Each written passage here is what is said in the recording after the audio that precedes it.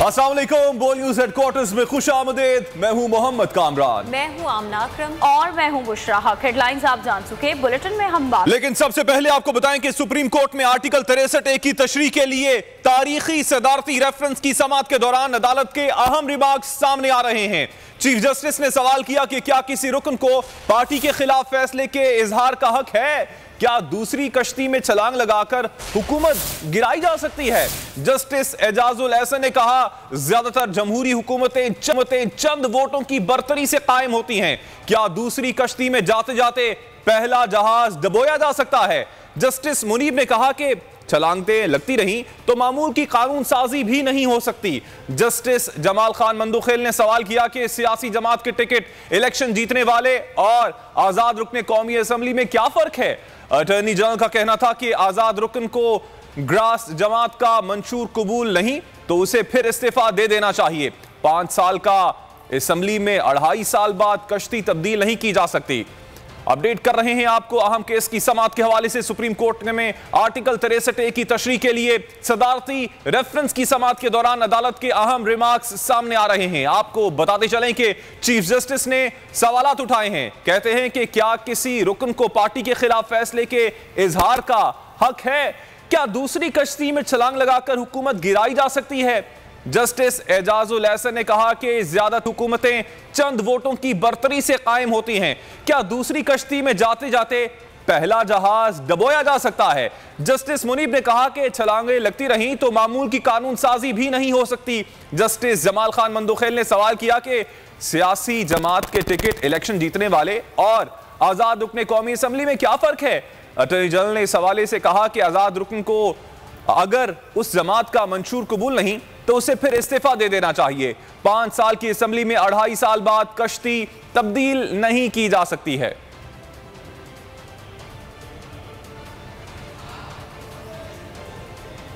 Update कर रहे हैं आपको अहम समाअत के हवाले से। सुप्रीम कोर्ट ऑफ पाकिस्तान में आर्टिकल 63A की तशरीह के लिए तारीखी सदारती रेफरेंस की समाअत हो रही है और इस समाअत के दौरान अदालत के अहम रिमार्क्स भी सामने आ रहे हैं। बहुत से सवालात भी उठाए गए हैं। चीफ जस्टिस ने सवाल किया कि क्या किसी रुकन को पार्टी के खिलाफ फैसले के इजहार का हक है? क्या दूसरी कश्ती में छलांग लगाकर हुकूमत गिराई जा सकती है? जस्टिस एजाजुल एहसन ने इस मौके पर कहा कि ज्यादातर जमहूरी हुकूमतें चंद वोटों की बरतरी से कायम होती हैं। क्या दूसरी कश्ती में जाते जाते पहला जहाज डबोया जा सकता है? जस्टिस मुनीब ने इस हवाले से कहा कि छलांगें लगती रहीं तो मामूल की कानून साजी भी नहीं हो सकती। जस्टिस जमाल खान मंदुखेल ने सवाल किया कि सियासी जमात के टिकट इलेक्शन जीतने वाले और आजाद रुकने कौमी असेंबली में क्या फर्क है? इसके जवाब में अटॉर्नी जनरल ने कहा कि आजाद रुकन को अगर उस जमात का मंशूर कबूल नहीं तो उसे फिर इस्तीफा दे देना चाहिए। नईम असगर से इस हवाले से मजीद तफसीलात मालूम कर लेते हैं। नईम, बताइएगा इस केस की समाअत के दौरान अदालत का मजीद क्या कहना था?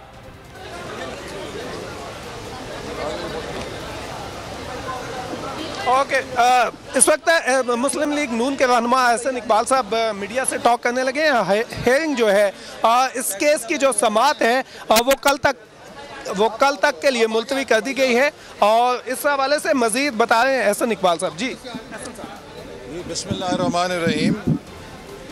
आज भी हुकूमत ने जो रेफरेंस दायर किया है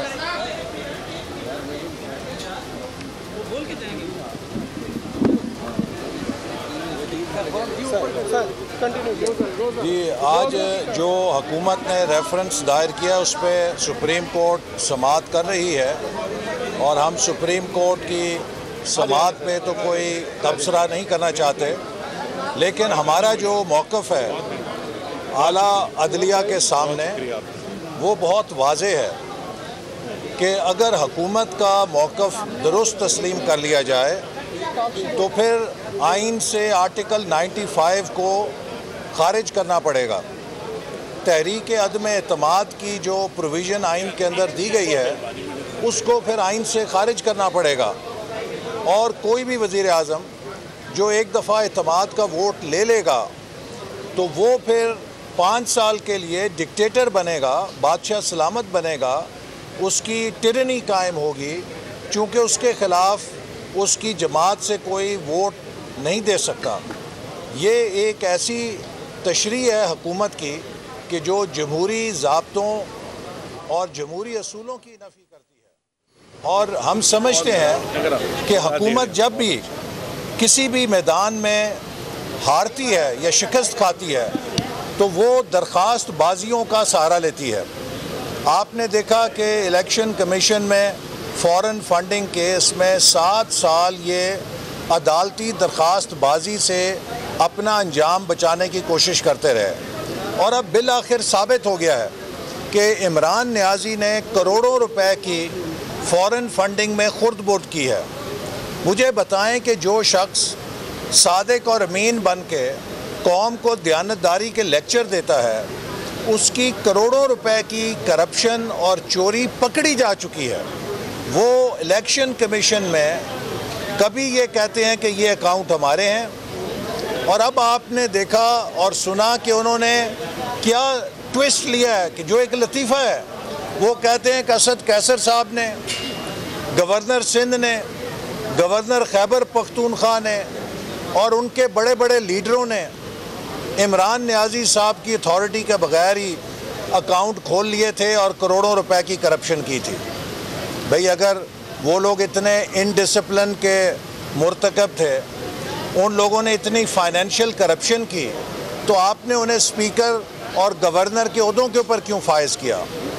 असल बात यह है कि ये तमाम धंधा फ़ॉरेन फंडिंग का इमरान नियाज़ी साहब की निगरानी में उनकी अथॉरिटी से चल रहा था और अब चूँकि वो इस बात में पकड़े जा चुके हैं कि उन्होंने ना सिर्फ करोड़ों अरबों रुपए के बैरून ममालिक पाकिस्तानियों से हासिल की जाने वाले फ़ंड्स को मिस अप्रोप्रिएट किया है, चोरी किया है, उनको कानून से छुपाया है, अब वो हीले बहाने करके दरख्वास्त बाजी के ज़रिए अपनी सज़ा से बचना चाहते हैं। और मेरा पाकिस्तान के निज़ाम अदल से बहुत सादा और सिंपल सवाल है कि पाकिस्तान के निज़ाम अदल ने एक वज़ीर आज़म को इसलिए नाअहल कर दिया कि उसने अपने बेटे से 10,000 दरम शायद जिनकी मालियत 1.5-2 लाख रुपए बनती होगी, उस मालियत की तनख्वाह वसूल नहीं की और उसे अपने असासों में दिखाया नहीं। यानी कि नवाज़ शरीफ साहब के ख़िलाफ़ नाअहली की बुनियाद ये थी कि आपने 1.5-2 अरब रुपए के लाख की मालियत की तनख्वाह जो है उसे अपने असासों में जो आप वसूल कर सकते थे अपने बेटे से। देखिए, हर बेटे के लिए एजाज़ होता है कि वो अपने बाप को पैसे दे सके, या अगर कोई बाप अपने बेटे से पैसा वसूल करता है उससे ज़्यादा हलाल पैसा कोई नहीं हो सकता। तो जो पैसा बेटे से अभी वसूल नहीं किया था उसे अपने असासों में ना दिखाने पे वज़ीर आज़म नवाज़ शरीफ तो नाअहल हो गए।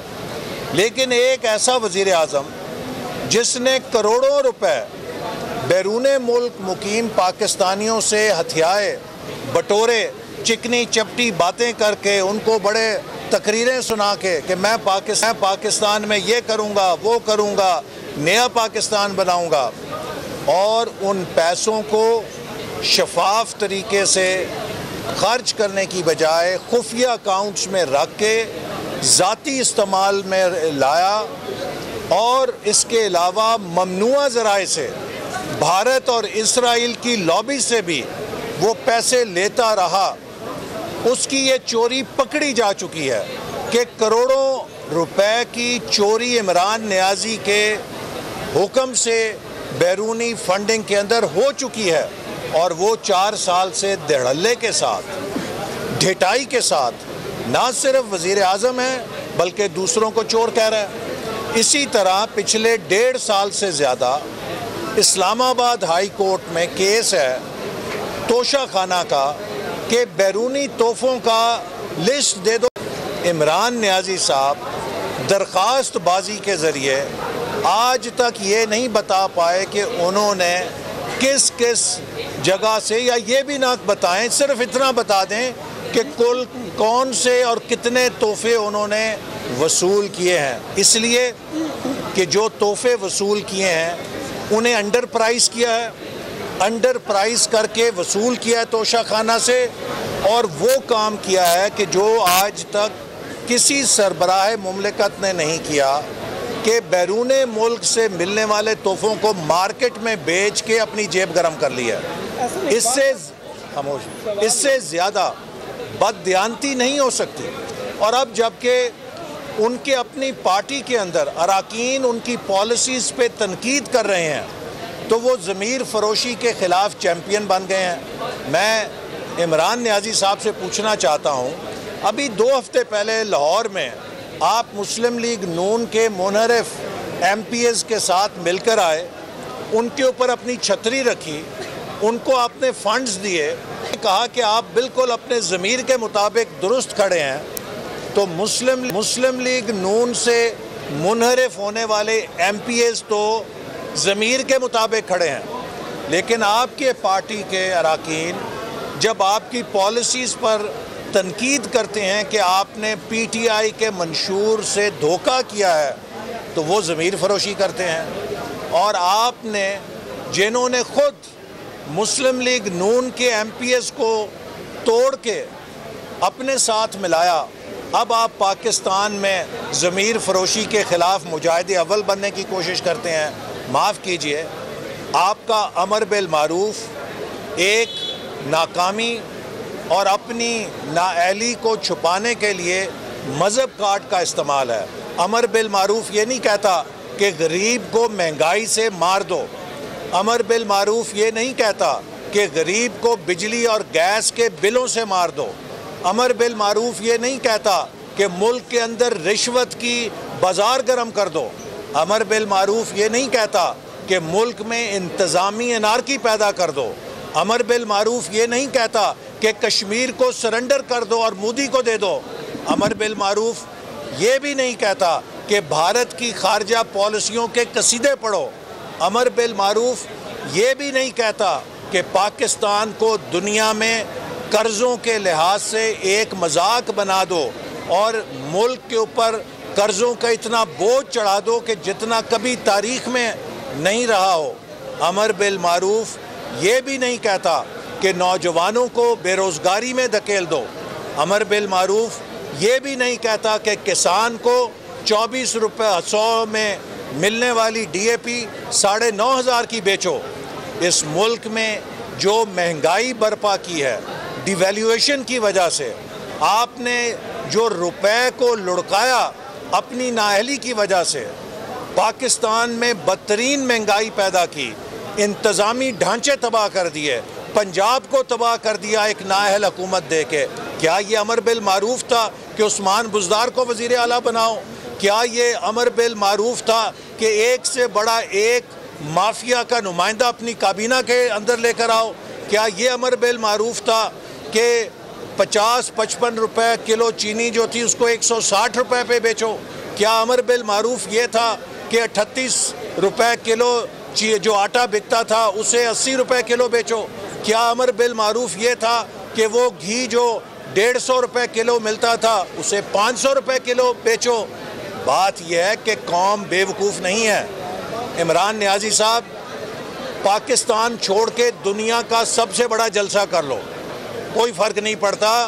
172 MNA लेकर आने होंगे। बात 172 MNAs की है जो अब आपके पास नहीं है। आप अक्सरियत खो चुके हैं और आप अगर इस्तीफ़ा नहीं देंगे, हमें बड़ी खुशी है कि आप पाकिस्तान के पहले वज़ीर आज़म होंगे जो डिसमिस होगा, जो तहरीक अदम एतमाद के ज़रिए इस ओहदे से हटाया जाएगा। आपके जो कारनामे हैं उनके नतीजे में आपको डिसमिस होना चाहिए। आप कहते हैं मैं असूलों की जंग लड़ रहा हूँ। सब्सक्राइब करें और बेल दबाएं ताकि कोई खबर रह न जाए।